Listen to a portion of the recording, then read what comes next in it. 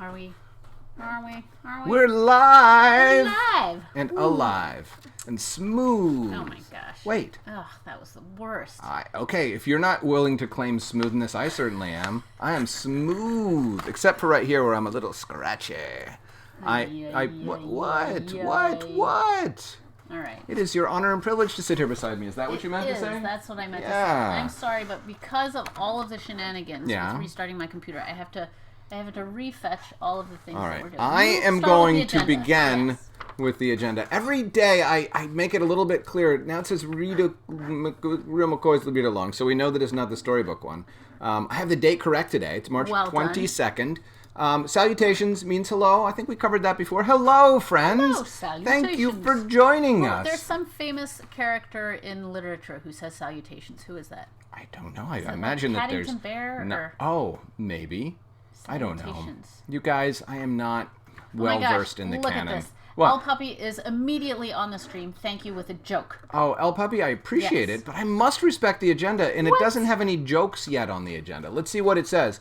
Matthew, what does it say? Recaps the sadness of having only read half a chapter yesterday. Yeah, that was awful. Robbie made us stop in the middle of The Real McCoys, Chapter 7, disappointing all of you, leaving you in a state of tragic discontent.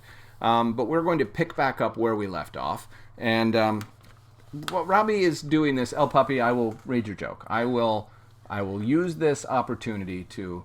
I can't wait for this to start. El Puppy, I love your enthusiasm. Why was the Easter Bunny so sad? Okay, friends. Why was he very sad? He was having a bad hair day. H-A-R-E. That's pretty good. Homonyms are a common source of the humor in a certain type of joke. And I have to tell you, I was thrown off a little bit. Why? Because you didn't see it written. You heard it. Because why the Easter Bunny? Why couldn't it just be any bunny? Oh. But Charlotte's Web, that's who says salutations. Thank you, El Puppy. Oh my gosh, El Puppy. You are so good. You should run this live cast. Do you want to do this? We can move all this equipment over to your house. Did you find the correct page, Robbie Bear? I did find the correct page. But sorry. All right. Robbie gloats again is the next item because she won the argument yesterday and forced me to only read half a chapter, and she thinks she's pretty great there. I feel like I've gloated enough, but I'll gloat again. You know what? There's going to be gloating every single day because it's part of it. You know, that's what I do. A star shines, a cow moos. Or Robbie gloats whenever if I have she an possibly to gloat, I may as well. Can. Mm-hmm. My friends, we reading now? Is that on the agenda now? It is. Oh. It is. I feel like our friends are interested in hearing what happens. Would you like to insert an agenda item? I don't want to rush you into the literary chapter. No? It felt too abrupt to you? It felt a little abrupt. You know what? I know that Robbie is going to draw something later, and I know that there is still a lot of pages happening in the rest of this chapter. Oh, so you're getting right to it. Okay. I thought it would be good to make sure we left... Well, whether or not you meant to, you've really disrupted the flow of this live cast, Robbie Bear, in a way that I might not be able to recover from. Oh, thank you, El Puppy. Robbie is amazing. El Puppy? I'm beginning to think that you aren't an actual human, but a bot that Robbie programmed to say things that Robbie wants to hear. And yes, to tell me that I'm amazing. Thank you. All right.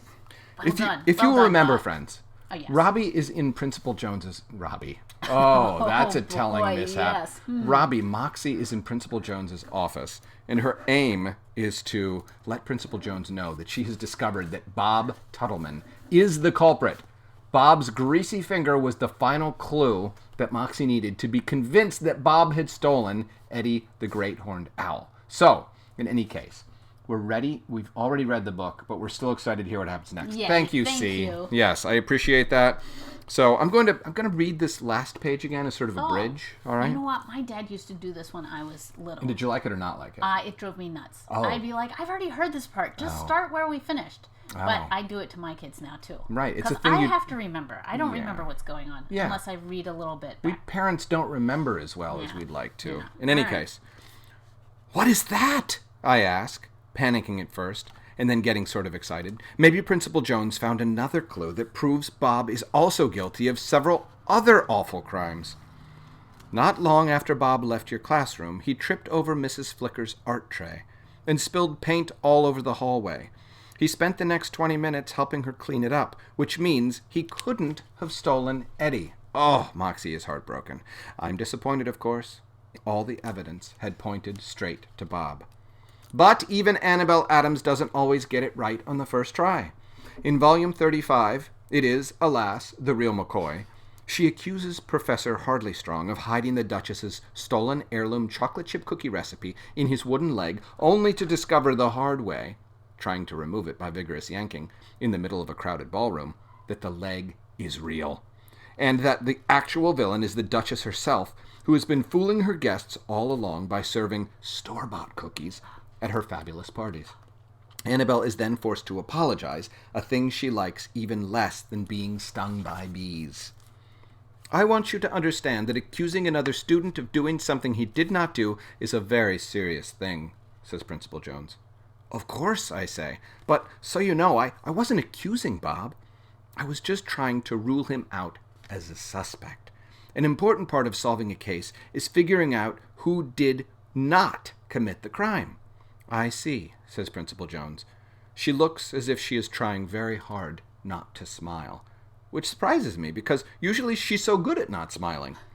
Then her face gets very serious again. Remember that you must have all the facts to solve a case, and clearly you did not have all the facts. At that moment, Principal Jones's phone makes a beeping sound, and the awful voice of Mrs. Breath fills the room. Marvin Hammer here to see you. Principal Jones presses a button on her phone. I'll be right out, she says. If you will excuse me for a moment, she says to me. Principal Jones leaves, but she doesn't quite shut the door the whole way, which means I can hear Mr. Hammer when he says, Just like you asked, I took another look around Eddie's case, and I found this underneath it. When is the last time you cleaned under the case? I hear Principal Jones ask. Just this morning, says Mr. Hammer. Thank you, Marvin, says Principal Jones. That's extremely helpful. My pleasure, says Mr. Hammer. Mr. Hammer has discovered another clue, and whatever it is found its way under Eddie's case since this morning, which means it's almost definitely 100% likely to have something to do with the crime, which means I have to figure out what it is. A moment later, Principal Jones returns, and part of me regrets that I did not take advantage of the opportunity to peek inside her closet. As Principal Jones sits down, she puts a pencil on her desk. I sneak a quick glance. The pencil is purple. It is covered with bite marks from eraser to tip.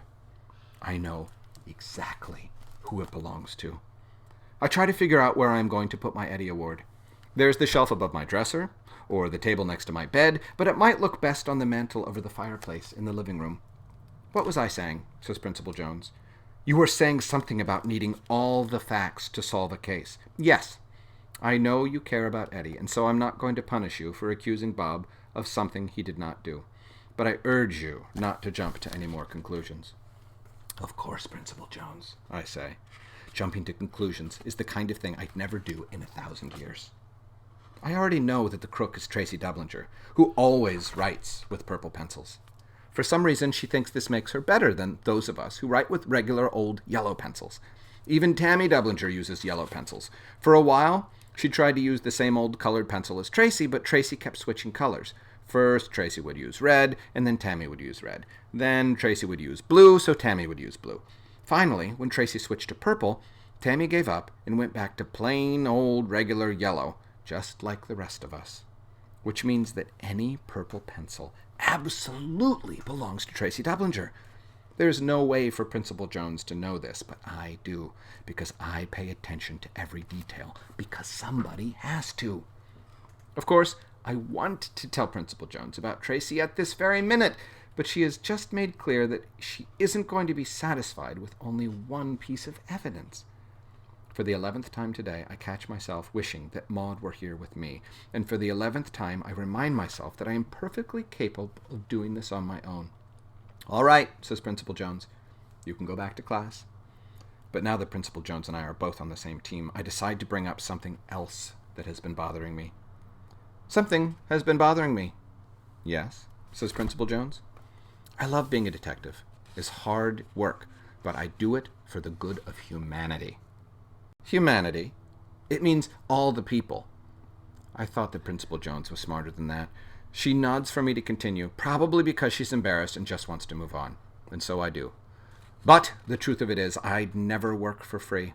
I'd like to make an exception for you, of course, but I have to protect my reputation. I'm assuming you're familiar with my work in the case of the missing lunchbox? I am not. That's kind of weird. It was a pretty big deal. If I may ask, what is your rate? I usually charge $1, but given the severity of the crime and the importance of getting Eddie back, I decide to be aggressive. Usually around $2, I say, and sometimes $3 when the job is particularly dangerous. I pronounce every syllable of the word dangerous to make sure she understands I mean business. Principal Jones wrinkles her forehead as if she has just taken a sip of old milk, and then she rubs her hands together as if she's trying to decide whether to feed me to her pet cougar. Finally, she says, although I understand your dilemma, do you know what a dilemma is? I nod. I'm fairly certain that a dilemma is a kind of ferocious desert animal. I am surprised that Principal Jones thinks I might have one. Well then, she says, although I do understand, I'm afraid that principals are not allowed to give money to students under any circumstances. Oh, I say. I am disappointed, of course, but I suppose the rule makes sense. After all, if principals could pay kids for doing things, then Tammy and Tracy Dublinger would probably want to be paid for spelling words correctly, and Emily Estevez would have about $1 million for being so nice and good and perfect all the time. How about you do it for the sake of Eddie, says Principal Jones. In Volume 25, not Chinatown, actual China, Annabelle saves a baby panda that is trapped inside an abandoned jade mine and doesn't charge him a dime. So I can live with the arrangement that Principal Jones is suggesting, especially since what she's really saying is, how about you do it for the sake of the Eddie Award? Do we have a deal, she asks. Deal. I reach out to shake her hand, and she shakes mine, and her handshake is so firm that I'm a little bit worried that all the bones in my hand have been broken. You can go back to class now, she says, but something else has been bothering me, and so I keep sitting there. Before I go, I say, I wonder if you would be willing to call me Slim. Excuse me, she says, as if I have just asked her to play checkers with a meerkat. It's my detective name, I say. It would help if you would use it just until we crack this case. I'm sorry, she says. That's not possible. I completely understand, I say, although I think she's being pretty unreasonable. Principal Jones starts to move around whatever important papers principals have to move around when they are not hanging students upside down by their ankles. There's just one more thing. What is it, Moxie? I can tell from her voice that if I have any more questions for Principal Jones, I should probably wait at least a month before asking them. But this question is so important that I cannot help myself. As I leave your office, could you yell at me a little? Excuse me? I need to protect my cover, I say. It's important that the other kids not know the real reason I'm here. If you could yell a little, they would assume I did some incredibly brave and daring, though technically against the rules thing, and not that we were working together to solve this horrible crime. I see, she says. Yes, of course. I would be delighted to yell at you. She walks across the room and opens the office door. And don't ever let me catch you doing that again, she says, much more loudly than I imagined she would. I'm impressed by how well Principal Jones does her job. Tiddlywump Elementary is in very good hands. Sitting on the little bench just outside the door is a kid named Stan. When he hears Principal Jones yell, he bursts into tears. I give him a little pat on the shoulder to let him know he's going to be okay, even though I'm pretty sure he's not. All right, that's the end of Chapter 7. Chapter 7. Okay, I noticed a couple things that I wanted to point out. Okay. So remember, for those of you who've been following along, this is the second to last version of this book. And right. The changes are marked in red. Okay. So I noticed What did you notice? that the purple pencil, Yeah. several times, purple was changed. What color was this pencil originally made? Oh, I don't remember. Oh, maybe it was a blue pencil or a green pencil. And I think the problem was it was the same color as the hall pass, and so we didn't want them to be the same color. Yeah, there was some reason. There was some reason why the original color had to be changed. Oh, that's so funny. But purple has become very important for this pencil. Yeah. Interesting. Yeah. All right. So we had totally forgotten about that. Okay. The second thing is when we went to, what was the elementary school we went to where they had a quiz. This was recently, where they had a quiz with a question. Oh, yeah. It was the big shouted question. Yes. It was Runnymede Elementary School, I believe.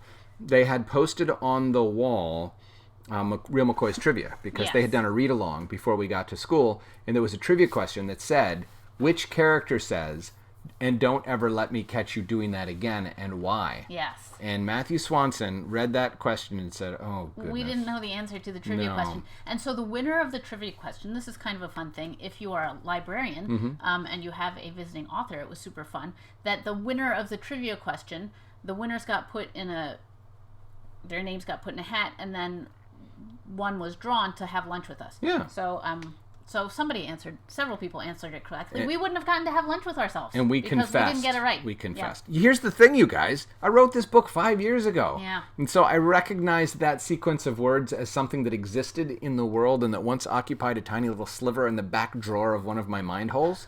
But I could not for the life of you tell you. As soon as I heard it, I was like, oh, right. And I felt, but, authors don't remember every detail of their books. Okay. At least this one doesn't. And then I have another thing. What is it? Dilemma. We never actually explained what dilemma is. I showed a picture. Well, I thought of all of the creatures that Moxie might think is a dilemma. I thought an armadillo, in part because it has a double L, and it kind of dilemma, armadillo. I don't know. So I drew an armadillo, but that's obviously not what a dilemma is. In the back of the Real McCoys, there is a glossary, because one of the things that I do a lot is use words that are big words, that are words you might not necessarily know. The original version of Moxie's dictionary, I think, occupied 4 pages of this book. And when we finally got down to finishing it, we condensed it down into 1 page. So dilemma is not one of the words that made it into the printed version of the book. But on the Real McCoys website, realmccoysbook.com, there is an online version of Moxie's dictionary. So if you want to go on, I think it's funny. It's words defined by Moxie in Moxie's own style and her own voice. So it's at once a way to learn some words, but also a way to spend some time with Moxie, because it's like an extension of the book in some ways. Also, if you guys have any words that are big words that you would like Moxie to define, go ahead and write them in the text chat, and I will do my best to define them as Moxie. Let's go to dilemma. So, what, is it not there? Dilemma's not in there. Oh my gosh. Well, I will have to define dilemma. But these are all words that I like, that I think kids should know, that are in the Real McCoys universe, and that you can have a look at. So did you put the link down there? Oh, no, I didn't. Oh, well, Robbie doesn't want you to find it, you guys. I guess not. Also, Annabelle Adams. We keep talking about Annabelle Adams, and Moxie is thinking about her adventures. The entire first Annabelle Adams novel, the first book, is here on the Real McCoys website for you to read for free, if you want to.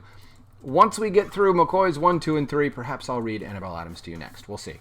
But we'll see. El Puppy, I know, will be here till the end. But Robbie now has a story to tell you, I believe. All right. Oh. Okay, so we have a question. Oh. We're curious about your writing illustrating process. Is all the text written before any of the illustrations are started, or do you write illustrate at the same time? In this particular case, all of the writing has to be absolutely finished before I start illustrating, because if you look at the book, you'll see that, like, the arrangement of the words is different on every page, right? So, for example, here, if Matthew decided to add a whole paragraph after it says, Annabelle saves a baby panda, is trapped and doesn't charge him a dime, and if he decided, actually, that's not a good example. In this one, if he decided to add a paragraph, there's no room for another paragraph in this, right? So if he made any changes, it would make my life extremely difficult. Also, if he decided to change the word firm to a much longer word. Or any other word. You'd have to redraw it. I'd have to redraw because it's drawn. But if it were a longer word, it would make it hard for me to get it to fit into the hand. So, like, I really try very hard for Matthew to have all of the words absolutely complete and no changes before I start drawing. But a lot of times, like the changes that we pointed out there's a few little words that needed to be changed. Yeah. And so, but we try to limit it. Yeah. Robbie can readjust things. Yeah. It's just that she's already put a lot of work into making it one way. Yeah. So the editor of this book, her name is Erin, and I spend a lot of time getting everything right. Then we send it to another person who's the copy editor, who finds all of the mistakes that Erin and I made. Real McCoys is 37,000 words long. The copy editor found 750 errors among those 37. That was after Matthew and Erin thought that it was perfect. And even though I am riddled with errors, Erin Stein is a person who catches most things. So it was kind of amazing. Copy editors are wonderful, angel human beings. Yes. El Puppy, thank you. Robbie, I want to leave enough time Says, for the second part of our programming. Great. All So right? thank you. Yes. Here we go. Robbie tells the legend. Yeah. Of the Amabie. Yeah. Okay, so there's this. So my mom is Japanese, so I'm interested in Japanesey things. And recently I read about this legend. If you guys have heard of the has anybody seen Yokai Watch? It's a animated TV show. Anyway, so the idea is that there are all these sort of little invisible monsters, and I think the Yokai Watch allows you to see the monsters. So sometimes they're good monsters, sometimes they're bad monsters. They're sort of all over the place. And so there's a legend that there is this Amabie, which is a yokai that came out of the ocean and is sort of a symbol of protection. So I had a dream. I read about it a little while ago because all these people are drawing these Amabies, and I had a dream about it. So I woke up and I drew a picture of my version of the Amabie, and it's kind of interesting because yesterday we did that drawing, the collaborative drawing project, right? And so today, I thought it would be interesting if all of us could draw an Amabie together. Get some paper. Get a pencil. The interesting thing about the Amabie is that she came from the ocean, so she's got beautiful long flowing hair. She also has mermaid scales, 3 legs, and the beak of a bird. Who knew? Who came up with that? I don't know. Maybe no one came up with Nobody that. Maybe came she up just with it. is. She just Yeah. is. Okay. So there you go. Just like yesterday, we have 3 characteristics that we need to use to create a drawing. So, Yes. Robbie, get your thing up. Yes. I just want you to know we've got about 7 minutes. Okay. Okay. Another interesting thing that I thought about was that sometimes stuff that happens in the world comes to your head, and actually at the beginning of my dream it was a little bit scary because she was kind of a creepy thing. I wasn't really sure what to do with her, and then I started talking to her and she was very nice, and it turned out that she's lovely in my dream. Okay. So sometimes there are like scary things that happen in your dreams, and sometimes you can turn them into not so scary things just by asking a few questions in your dream. And also that it's interesting that life sometimes filters in, and that's a lot of times where illustrators get their ideas by stuff that's swirling around, and then you sort of subconsciously get it in your head. So anyway, I got that picture in my head of the Amabie. This is a picture. This is something else I'm working on. Sorry. All right. I am going to draw my own Amabie while you draw your Amabie. Oh, Matthew's going to draw. Okay. Okay, so here we go. The things that we have to draw are mermaid-like hair. So does everybody have a piece of paper, I hope? Mermaid-like hair. Okay. Well, beautiful. I guess it doesn't have to be mermaid-like hair, but it has to be... Beautiful hair? It's supposed to be beautiful hair. I'm going to get a different pencil here. Okay, so I'm gonna draw some flowing...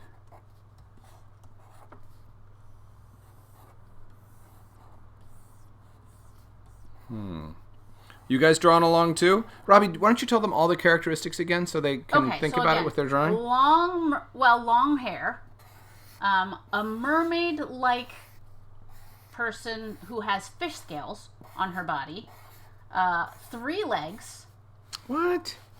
And a beak. Oh no! See, I wish I'd known the beak part because I already drew her nose.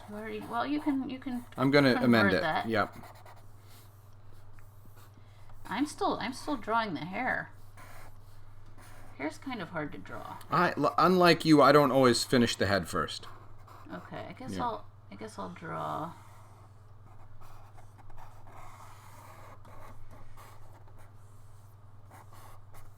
Some more flowing hair. Oh, and the interesting thing in my dream was she was very concerned about her looks because she had this face that with a kind of a scary looking face. And I said, "Oh, you know what? People don't really judge you on that stuff anymore. That's kind of an old idea that people who don't look like everybody else are scary." Is there anything about her hands we need to know, or no? We know nothing about her hands. So you guys can do whatever you want to with her hands. So I gave her some lipstick. Does she have a mustache? Could she have a mustache? She could have a mustache. Okay. All right.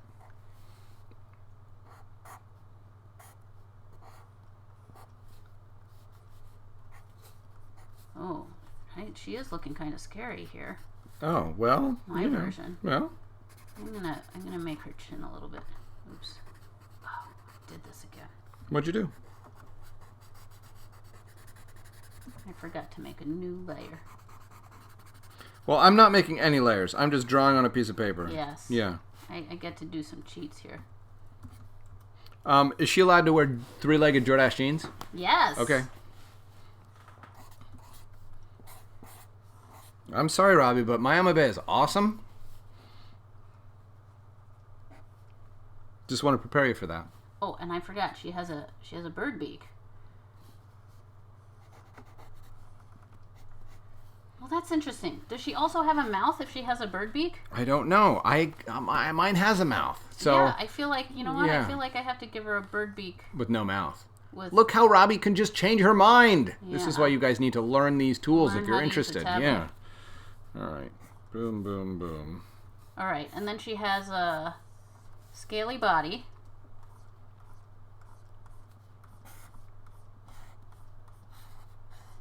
And 3 legs. That's what you told me. I hope it's true. I'm going to give her...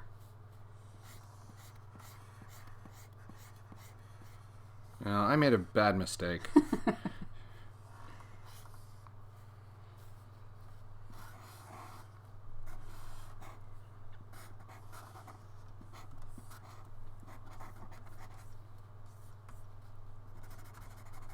Maybe I'll give her some fish fins. Oh, good idea.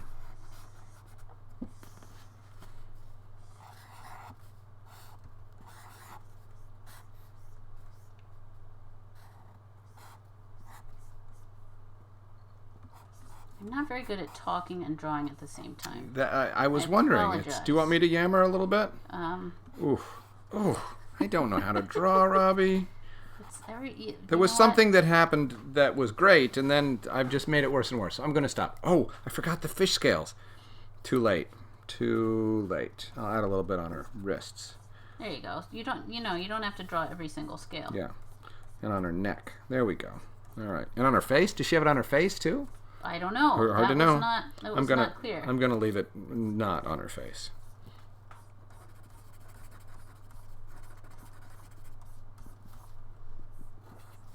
I'm going to make these kind of like fin legs. Like they're fish. Oh, Robbie, it just gets worse and worse. I got to stop. Oh, all right. I'm done. How are you guys doing? How are you guys doing with the drawing? Yes, we're drawing with you, says good. C. Albright. Thank you. Thank you. All right, good. So, All right. how we doing? I'm going to draw some beach back Oh, here. Robbie, it is 1:59. 1:59. We need to conclude. Okay. All right. Okay, I'm going to draw some wind blowing through here. Okay. I like it. Oh, I like how one of her legs is in motion. Is she getting ready to kick a ball, or is she getting ready to walk back into the ocean where she came from? Okay. Boy, it would be nice to have 3 legs, so 2 of them could be holding you up, while the third one was whapping around. Because who doesn't want to whap their leg around? Yeah. Oh, I like that. Look how Robbie made it look watery. I can't do that. So. And we'll draw some clouds in the sky. Okay. It's a windy day. Awesome. These are windy clouds. All right. So, wow, she's. Yeah. All right. All right. There we go. That's what we got. All right. You guys want to see? It's called the Amabie.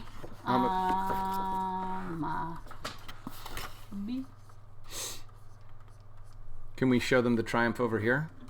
Wait, I have to show them my triumph. There we go. That's my Amabie. That's awesome, Alden. Oh, my name is Robbie, Matthew. Wow. Matthew got tired. I did that earlier? Yes. The second time I've done that? Yes. Really? All right, that's okay. Okay, let's see Matthew's. Hold on.